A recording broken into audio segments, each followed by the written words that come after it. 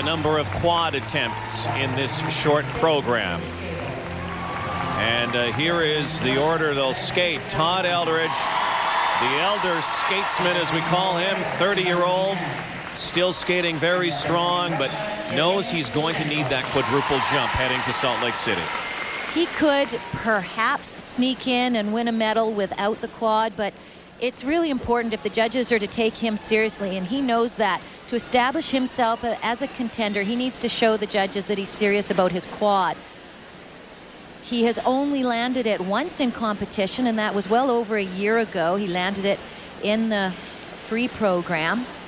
He still has not decided. We talked to his coach. His coach said the quad's out. We talked to Todd. He said it's in or it's out. So he's still waiting to decide.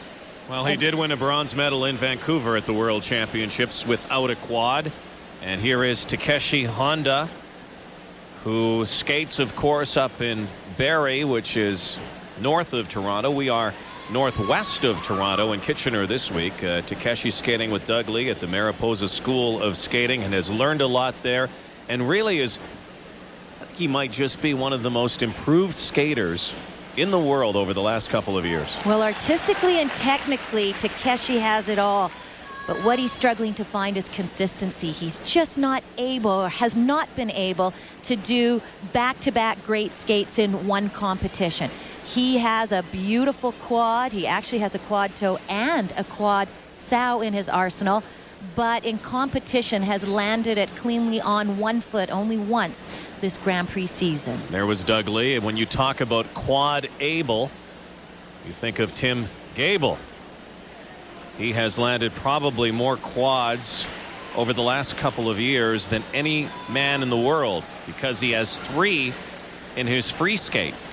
He was the first American skater to land the quad in competition, the first skater to land the quad Salchow in competition, and the first skater to land 3 quads in one program. So yes, he is considered to be the most consistent jumper. And what makes his jumps great are not the height, but how quickly he rotates in the air. Doesn't get a lot of height, but boy, he can spin quickly. I would say he is one of the dark horses for Salt Lake City. Not a lot of pressure on him, not huge expectation for the podium, because everybody has put all of the expectations, the gold medal hopes, on Yagudin and Plushenko, but Gable just might be able to sneak in here. Here's Alexei Yagudin, who someday might just want to move to Canada. He skates so well here, and the Canadian fans absolutely adore him. Well, Alexei Yagudin, I think, is a skater's skater. When you talk to the different skaters and even some of the coaches, what they like about Alexei Yagudin is he's got the powerful jumps, but he has the emotion in his skating. He brings his music, his programs to life. He involves the audience in what he's doing, and he's just a riot. He came out here in practice yesterday, stepped on the ice, and the audience in the practice arena started to cheer, and he waved, was smiling at everybody, shaking hands. He's enlisted the help of a sports psychologist, and he did that after the Goodwill Games. And the sports psychologist has been panicking and saying, you know, he's talking to all these people, he's going to get distracted. He said, hey, that's me, that's who I am, don't change it. Let's just deal with what's happening in the competition on the ice. Unbelievably, has never won the Russian national championship, but he has 3 worlds. Evgeny Plushenko has 1, and Ivan Denev from Bulgaria might feel a little out of place out here with all of the titles and world titles that these skaters have accumulated. Denev is at best a 12th ranked skater in the world, that accomplished in Vancouver, but has had a terrific Grand Prix season, including bronze medal finishes at the Cup of Russia and NHK. Well, Plushenko and Yagudin were both supposed to skate at NHK, and then when they dropped out, Denev finished up in 3rd place, and that allowed him to edge out Elvis Stojko of Canada. He finished just ahead of him in the point standings, and he had weaker fields to compete against than Elvis Stojko did. How much does it hurt Stojko's chances in Salt Lake City not being here at this event?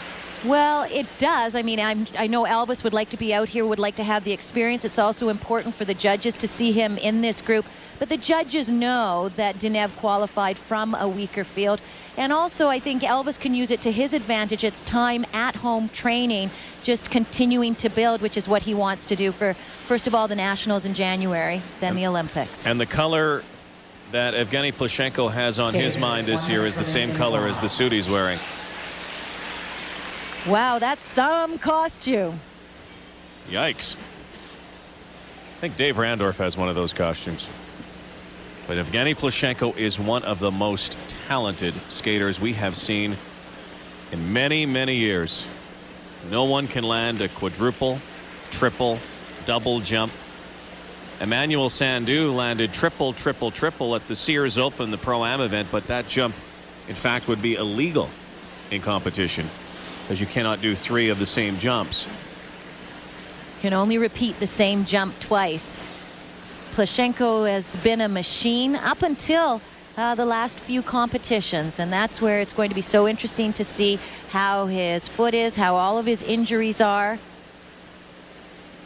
And he will skate to Michael Jackson, but he's the skater who's been able to come out in the last year or two and put it down, put everything down when he has to. And one thing we haven't seen from Evgeny Plushenko this season, his Olympic program. And this is rather late in the season, although he has been training it and working it, to actually compete it. Yes, it's difficult for these skaters to get the training under their belt with these programs, with all they have on in a season. And many of the competitors are leaving the choice to this competition. They're going to perform 2 different